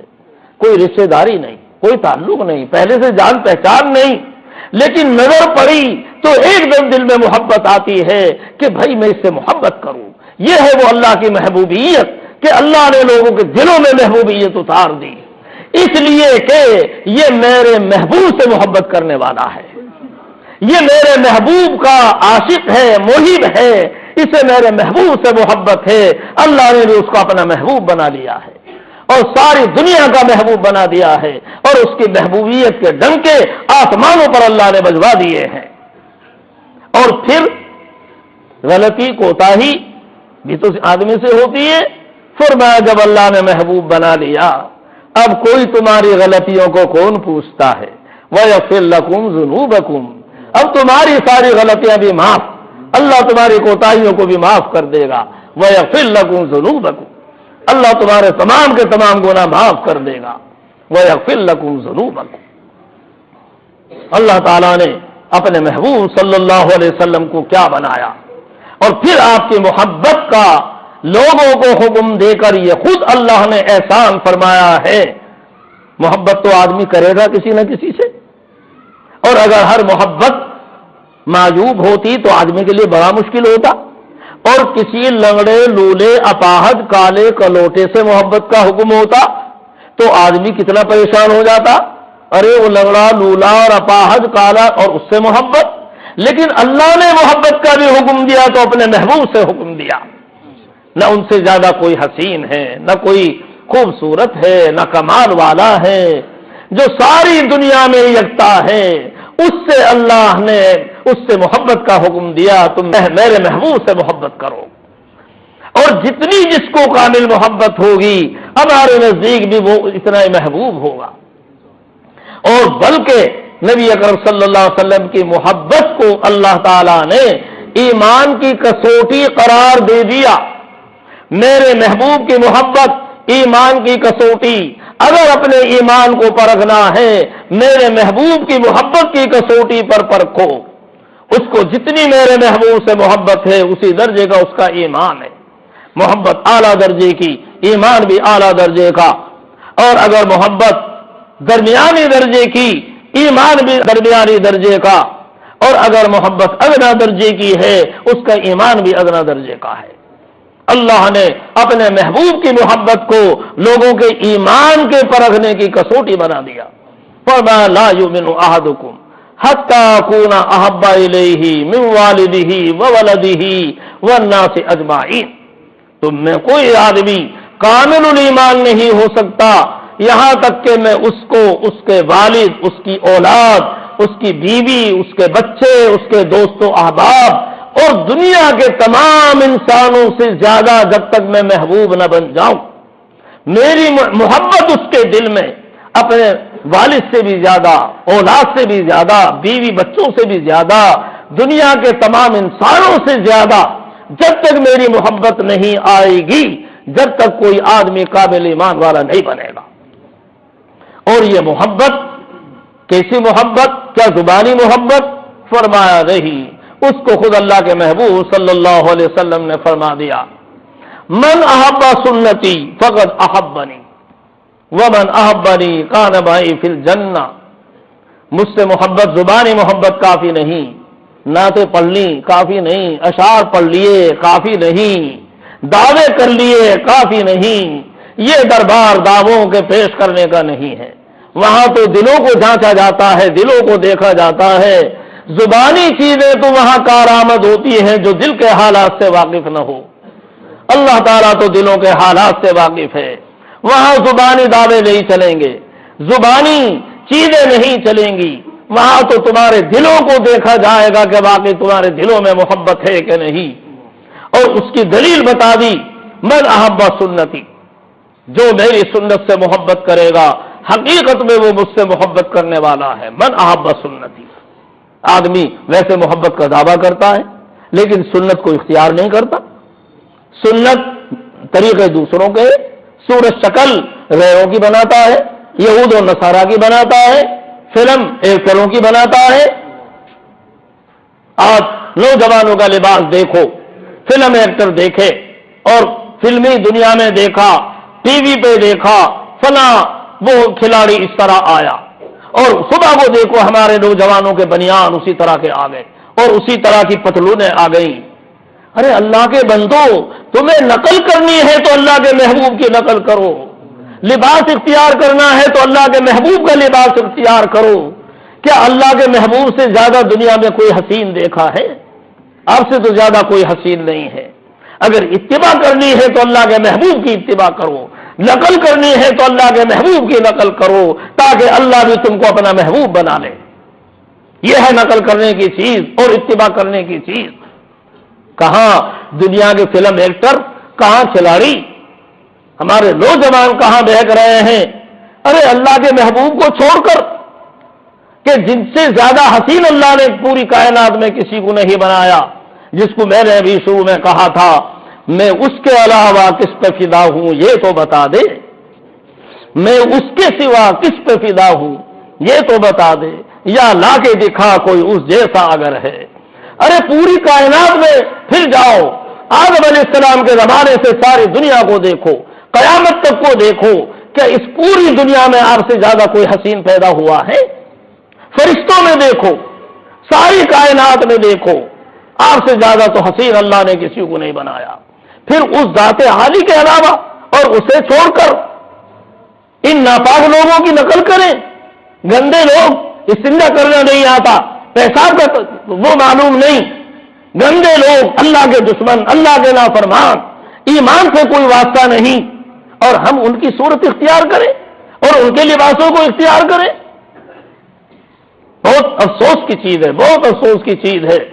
ہمیں تو چاہیے کہ ایک چیز کے اندر اللہ کے محبوب کو نمونہ بنائیں، ہم اپنے لباسوں کو بنائیں۔ اللہ کے محبوب کا لباس کیسا تھا؟ ہم اپنے چہروں پر داڑھیاں سجائیں، اللہ کے محبوب کی داڑھی کیسی تھی؟ ہم اپنے چلنے کا طریقہ اختیار کریں، اللہ کا محبوب کس طرح چلتا تھا، اللہ کا محبوب وضو کیسے کرتا تھا، ہم اس طرح وضو کریں گے۔ اللہ کا محبوب نماز کس طرح پڑھتا تھا، اس طرح نماز پڑھیں گے۔ اللہ کا محبوب گھر میں اپنی بیویوں کے ساتھ کس طرح زندگی گزارتا تھا، آج ہم اپنے گھروں میں اس طرح کی زندگی گزاریں گے۔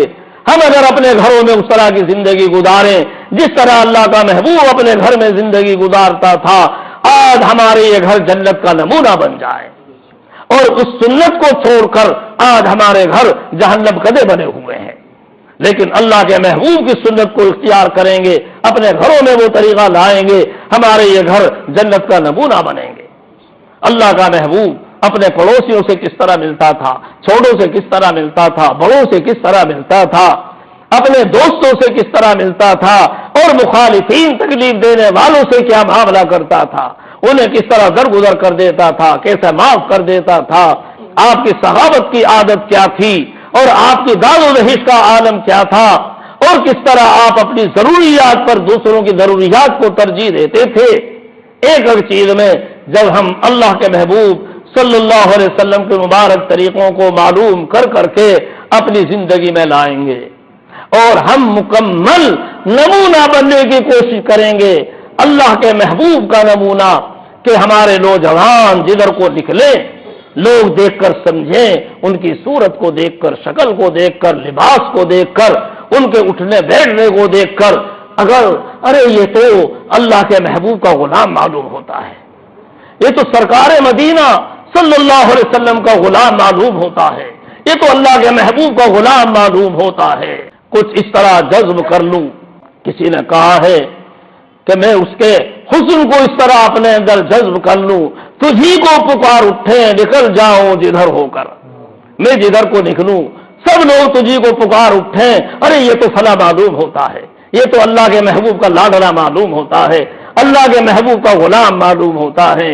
ہماری صورتیں ایسی بن جائیں جو اللہ کے محبوب کو پسند ہو اور اللہ کے محبوب کی صورت کے مشابہ ہوں، ہمارے لباس وہ لباس ہو جائیں جو اللہ کے محبوب کے مشابہ ہوں، ہمارا چلنا پھرنا اٹھنا بیٹھنا کھانا پینا غرض کے زندگی کی ایک ایک چیز اس طرح ہو جائے کہ جو اللہ کے محبوب کی زندگی تھی. بس یہی اللہ کو مطلوب ہے اور یہی حقیقت میں محبت ہے اللہ سے اور اللہ کے محبوب سے، اور یہی زندگی کا مقصد ہے. ہم نے ایسا کر لیا ہم اللہ کے محبوب کے بھی محبوب ہوں گے اور اللہ کے بھی محبوب ہوں گے، اور جب اللہ کے محبوب ہوں گے تو قیامت میں بھی جہاں اللہ کا محبوب ہوگا یہ جو دوسرے محبوب ہیں یہ بھی وہی ہوں گے. یہ تو اللہ کے محبوب سے الگ نہیں ہو سکتے. چنانچہ حضرت نبی اکرم صلی اللہ علیہ وسلم نے فرمایا، اور کیا مر مٹنے کی چیز ہے، لوگ اپنی زندگیوں کو اس کے لیے قربان کر دیں. اگر یہ دنیا لاکھوں کروڑوں گنے بڑی دنیا ہو اور اس سب کو آدمی قربان کر ڈالے اور پھر یہ چیز میسر آ جائے تو سستا سودا ہے. اللہ کے محبوب نے فرمایا، من احبنی کان معی فی الجنہ، ارے سن لو، مجھ سے محبت کرنے والے جنت میں میرے ساتھی ہوں گے.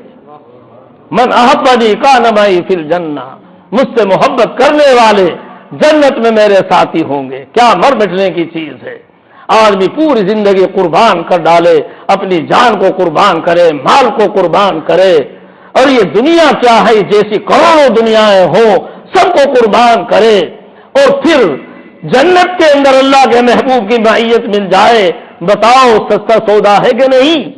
یقیناً سستا سودا ہے. جما دے چند دادم جاں خریدم، بحمد اللہ عجب ارزاں خریدم. جما دے چند دادم جاں خریدم، بحمد اللہ عجب ارزاں خریدم. یہی وہ چیز ہے. صحابہ رضی اللہ تعالیٰ اجمعین نے اپنی زندگیوں کو قربان کر ڈالا، مدینے کو قربان کیا، مدینے کی عبادتوں کو قربان کیا، وہاں کی حاضری کو قربان کیا، اور اللہ کے محبوب کی سنتوں کو زندہ کرنے کے لیے دنیا میں نکل کھڑے ہوئے. دنیا میں گئے، کونوں کونوں میں گئے، میرے محبوب کی سنتیں دنیا کے اندر زندہ ہو جائیں. اولیاء کرام، مشائخ اعظام، جن کو آج دنیا ان کا نام بھی عقیدت سے لیتی ہے. آپ کے قریب میں حضرت خواجہ معین الدین چشتی اجمیری رحمۃ اللہ علیہ، حضرت اقدس خواجہ قطب الدین بختیار کاکی رحمۃ اللہ علیہ، حضرت اقدس فرید الدین بن شکر رحمۃ اللہ علیہ، حضرت اقدس سلطان الاولیاء حضرت نظام الدین رحمۃ اللہ علیہ. ان کی زندگیوں کو دیکھو کس طرح انہوں نے اپنے آپ کو قربان کیا ہے اللہ کے محبوب کی سنتوں کو پھیلانے کے لیے. خواجہ معین الدین چشتی اجمیری رحمۃ اللہ علیہ، مشہور ہے کہ 90 لاکھ لوگوں نے ان کے ہاتھ پر کلمہ پڑھا ہے، اور ان کے جانشین ہوئے ہیں خواجہ قطب الدین بختیار کاکی رحمۃ اللہ علیہ، جنہوں نے ان کے اس مشن کو دنیا میں پھر جاری کیا ہے. اور پھر ان کے خلیفہ ہوئے ہیں خواجہ فرید الدین گن شکر رحمۃ اللہ علیہ، کہ جن کے ذریعے سے دنیا میں کتنا ایمان پھیلا ہے. 70,000 کے قریب تو ان کے خلافہ بتائے جاتے ہیں. ان کے جو مریدین ہوں گے ان کا تو کیا عالم ہوگا. سلطان الاولیاء خواجہ نظام الدین رحمۃ اللہ علیہ، 1,000 آدمی ان کے دسترخوان پر کھانا کھاتے تھے. ایسا لنگر ان کے دسترخوان کے اوپر چلتا تھا، 1,000 آدمی روزانہ کھانا کھا رہے ہیں. بادشاہوں کے دسترخوان پہ وہ لذت رہی. شہزادے آتے ہیں یہاں دسترخوان پہ شریک ہوتے ہیں اور کہتے ہیں جو لذت اس دسترخوان پر ہے ہمارے شاہی دسترخوانوں پر وہ لذت نہیں ہے. جتنے قسم کے کھانے یہاں ہیں اتنے کھانے ہمارے شاہی دسترخوانوں پر نہیں ہیں. اتنا بڑا مجمع روزانہ دھمگھٹا رہتا ہے. بادشاہ کے کان بھرے کہ اس فقیر کے یہاں اتنا بڑا مجمع رہتا ہے، اگر یہ مخالفت پر آ جائیں اور بغاوت کرنے لگے تو بڑی مشکل ہو جائے گی. یہ تو اتنا بڑا مجمع روزانہ اس کے یہاں رہتا ہے. بادشاہ لوگوں کو اس کی بڑی فکر ہو جاتی ہے. بادشاہ نے کہا یہ ہماری تو رعایا ہے جو ان کو ہدیے دیتی ہیں اور جن کی وجہ سے یہ لنگر کھانا چلتا ہے اور لوگوں کا ہجوم رہتا ہے. ہم اپنی رعایا میں حکم دیتے ہیں کہ کل سے کوئی ہدیہ نہ دے. کوئی ہدیہ نہیں دے گا لنگر کھانا خود ہی ختم ہو جائے گا. آگے یہ حضرت کو بھی بتایا کہ حضرت آج تو بادشاہ سلامت نے یہ اعلان کیا ہے. حضرت مسکرائے. یہ لوگوں کی نظر بس یہیں پر ہے کہ لوگوں کے ہدیے سے کام چل رہا ہے. انہیں یہ معلوم نہیں وہ فی السماء رزقکم وما توعدون، تمہارا رزق تو آسمانوں پر ہے، ارے عرش والے سے ہمارا خود تعلق ہے، عرش والا ہمیں خود دیتا ہے، جو بادشاہ کو دیتا ہے وہی عرش کا مالک فقیروں کو بھی دیتا ہے۔ یہ لنگر خانہ کوئی لوگوں کی داد و دہشت پر موقوف ہے؟ یہ تو عرش والا ہم کو دیتا ہے۔ خادم کو بلایا، مطبخ کے نادم کو، اور فرمایا کہ کل سے کھانا دگنا تیار ہوگا، آج تک جتنا کھانا پکاتے تھے کل سے دگنا تیار کرو، اور حکم دے دیا کھانے کی بھی اجازت ہے اور لے جانے کی بھی اجازت ہے، کھانے بھی آؤ یہاں اور اپنے گھروں کو بھی بھر بھر کر لے جاؤ۔ دنیا کا کوئی بڑے سے بڑا بادشاہ گزرا ہے کہ جس کے یہاں ایسا لنگر خانہ جاری ہو اور جو کہتے ہیں اپنے گھروں کو بھی بھر بھر کر لے جاؤ؟ لیکن یہ اللہ کے جو دوست ہوتے ہیں اور جو اللہ کے لیے اپنی زندگیوں کو قربان کرتے ہیں اللہ کی محبت اور اللہ کے محبوب کی محبت میں، اللہ تعالیٰ ان کو اس طرح دیتا ہے کہ وہ اس طرح کے اعلان کرتے ہیں۔ بادشاہوں کی یہ مجال نہیں، یہ فقیروں کی مجال ہوتی ہے، جن کو اللہ تعالیٰ براہ راست اپنے عرش کے خزانوں سے دیتا ہے اور براہ راست ان کا تعلق اس عرش والے سے ہوتا ہے۔ میرے بزرگوں، اس سے بڑھ کر کوئی مقصد نہیں کہ اللہ تعالیٰ ہمیں اپنا محبوب بنا لے، اور وہ موقوف ہے اللہ کے محبوب کی محبت پر۔ ہم اللہ کے محبوب سے محبت کرنے والے بن جائیں، اور محبت کرنا یہ ہے کہ آپ کی مبارک سنتوں کو اپنی زندگیوں میں لائیں۔ لباس، صورت، شکل، کھانا پینا، بیاہ شادی، ختنہ، عقیقہ، سب چیزوں میں یہ نہ دیکھیں قوم کیا کہتی ہے، یہ نہ دیکھیں برادری کیا کہتی ہے، یہ نہ دیکھیں خاندان کے رسم و رواج کیا ہیں، یہ نہ دیکھیں کہ گھر میں بچے کی امی یہ کہتی ہے اور منع کی امی یہ کہتی ہے، بس یہ دیکھیں کہ اللہ کیا کہتا ہے اور اللہ کا محبوب کیا کہتا ہے۔ گو دشمن ہو زمانہ پرواہ نہ چاہیے، پیش نظر تو مرضی جانانا چاہیے۔ دنیا کی محبت اور دنیا کے منشاؤں کو دیکھ کر کیا کرو گے؟ بس اللہ کے محبوب کی محبت کو دلوں میں بٹھا لو اور ان کو راضی کرنے کی کوشش کر لو۔ ساری دنیا روٹھ جائے تو روٹھ جائے، لیکن اللہ راضی ہو جائے اور اللہ کا محبوب راضی ہو جائے۔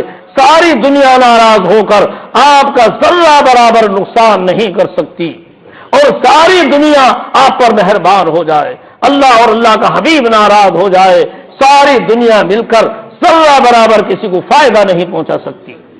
اس لیے ہم اپنی زندگیوں کے لیے طے کریں، ہم بالکل حضرت نبی اکرم صلی اللہ علیہ وسلم کی مبارک سنتوں کو اختیار کریں گے۔ اب تک جو زندگی گزری ہے، آج کے بعد سے ہماری زندگی بدل جائے گی۔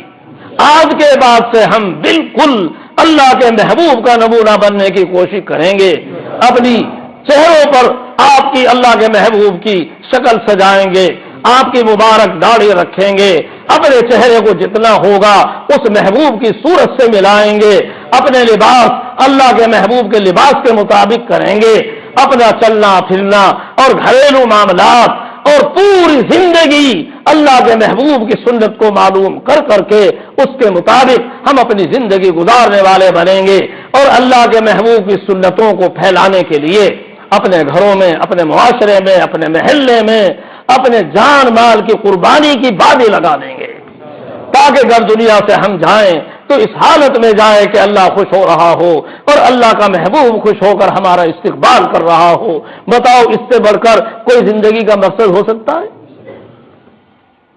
اللہ تعالی ہم سب کو عمل کرنے کی توفیق عطا فرمائے۔ میں سمجھتا ہوں کہ آپ حضرات نے بہت غور سے سنا ہے اور محبت سے سنا ہے اور دلوں کی گہرائی سے سنا ہے، اور میں سمجھتا ہوں کہ آپ نے یقیناً یہاں پختہ آج عہد کیا ہے اور عہد کر کے یہاں سے انشاءاللہ اٹھیں گے کہ آج کے بعد ہم اللہ کے نبی کے، اللہ کے محبوب کے غلامی کی زندگی گزاریں گے، اور پوری زندگی ہم اسی کے اوپر مر مٹیں گے، جان مال سب کچھ اسی کے اوپر نچھاور کر دیں گے۔ اللہ تعالیٰ آپ حضرات کو بھی قبول فرمائیں، مجھ کو بھی قبول فرمائیں، اور اللہ تعالیٰ تمام سامعین کو، گھر والوں کو، اور اللہ تعالیٰ اپنی محبت اور اپنے حبیب صلی اللہ علیہ وسلم کی محبت کے لیے اور اس کے لیے قربانی دینے کے لیے ہم سب کو اللہ تعالیٰ قبول فرمائے۔ وآخر دعوانا الحمدللہ رب العالمین۔ اللہم صلی علی سیدنا و مولانا و حبیبنا محمد وعلى آل سيدنا ومولانا وحبيبنا محمد وبارك وسلم تسليما كثيرا كثيرا. ربنا ظلمنا أنفسنا وإن لم تغفر لنا وترحمنا لنكونن من الخاسرين. ربنا تقبل منا إنك أنت السميع العليم وتب علينا إنك أنت التواب الرحيم. ربنا لا تؤاخذنا إن نسينا واخطأنا. ربنا ولا تحمل علينا إصرا كما حملته على الذين من قبلنا. ربنا ولا تحملنا ما لا طاقة لنا به. واعف عنا واغفر لنا وارحمنا أنت مولانا فانصرنا على القوم الكافرين. ربنا آتنا في الدنيا حسنة وفي الآخرة حسنة وقنا عذاب النار. ربنا هب لنا من أزواجنا وذرياتنا قرة أعين واجعلنا للمتقين إماما. اللهم إنا نسألك ما سألك به نبيك وحبيبك سيدنا محمد صلى الله عليه وسلم ونعوذ بك من شر ما استعاذك منه نبيك وحبيبك سيدنا محمد صلى الله عليه وسلم وأنت المستعان وعليك البلاغ ولا حول ولا قوة إلا بالله العلي العظيم. اللهم إنا نسألك حبك وحب حبيبك وحب أوليائك وحب من يحبك وحب أعمال يبلغنا إلى حبك. اللهم أحينا على حبك وأمتنا على حبك واحشرنا على حبك. یا اللہ ہمارے گناہوں کو معاف فرما، ہماری خطائیں لغزش سے معاف فرما، ہماری حاضری قبول فرما، کہنے سننے کو قبول فرما، عمل کرنے کی توفیق عطا فرما. یا اللہ حاضرین مجمع کو قبول فرما. یا ارحم الراحمین اپنی محبت عطا فرما، اپنی معرفت کی دولت عطا فرما، اپنی ذات عالی کے ساتھ صحیح تعلق نصیب فرما، اپنے حبیب صلی اللہ علیہ وسلم کی پکی سچی محبت عطا فرما، کمال محبت عطا فرما، اتباع سنت کی توفیق عطا فرما، اطاعت سنت کے لیے ہم کو قبول فرما، ہماری اولادوں کو قبول فرما، ہماری نسلوں کو قبول فرما، ہمارے مالوں کو قبول فرما، ہماری جانوں کو قبول فرما. یا اللہ بیماروں کو شفا عطا فرما، قرض داروں کو قرض سے سبکدوشی نصیب فرما، پریشان حالوں کی پریشانیاں دور فرما، بے اولادوں کو صالح اولاد عطا فرما، جو نرینہ اولاد کے خواہش مند ہیں ان کو نرینہ اولاد عطا فرما. یا ارحم الراحمین جن کی اولاد نافرمان ہیں ان کی اولاد کو فرما بردار بنا دے، جن گھروں میں اختلافات ہیں ان کے اختلافات کو دور کر دے. یا اللہ جو گھریلو الجھنوں میں مبتلا ہیں گھریلو الجھنیں دور فرما دے، کاروباری الجھنوں کو دور فرما دے، آپس میں الفت محبت پیدا فرما، اختلافات اور انشقاق کو ختم فرما. یا ارحم الراحمین حلال روزی عطا فرما، برکت والی روزی عطا فرما، تنگی ترشی ختم فرما. عالمی طور پر اسلام اور مسلمانوں کی سرخروئی سربلندی کا فیصلہ فرما، پورے عالم میں اسلام کا بول بالا فرما، اپنے محبوب صلی اللہ علیہ وسلم کی مبارک سنتوں کو پورے عالم میں پھیلا دے. یا اللہ ان کو پورے عالم میں زندہ فرما دے. یا ارحم الراحمین ہم کو، ہماری اولاد اور ہماری نسلوں کو اور جان و مال کو اپنے محبوب صلی اللہ علیہ وسلم کی مبارک سنتوں کو زندہ کرنے کے لیے یا اللہ ہم سب کو قبول فرما، اور جب وقت آئے تو کامل ایمان پر خاتمہ فرما، موت اور موت کے بعد کی سب منزلیں آسان فرما. یا اللہ ہماری قبروں کو جنت کا نمونہ بنا دے، جنت کا باغیچہ بنا دے، آخرت کی ذلت اور رسوائی سے حفاظت فرما، پل صراط پر حفاظت فرما، حوض کوثر پر حفاظت فرما. اپنے حبیب پاک رسول کریم صلی اللہ علیہ وسلم کے دستے مبارک سے آب کوثر نصیب فرما، اپنے عرش کا سایہ نصیب فرما، اپنے دین کے خادموں میں، اپنے نیک بندوں میں ہم سب کا حشر فرما. یا اللہ ہماری ان تمام دعاؤں کو اپنے فضل و کرم سے اپنے حبیب پاک رسول کریم صلی اللہ علیہ وسلم کے طفیل میں قبول فرما. وصلی اللہ تعالی علی خیر خلقہ سیدنا و مولانا و حبیبنا محمد وعلی آلہ و اصحابہ اجمعین برحمتک یا ارحم الراحمین.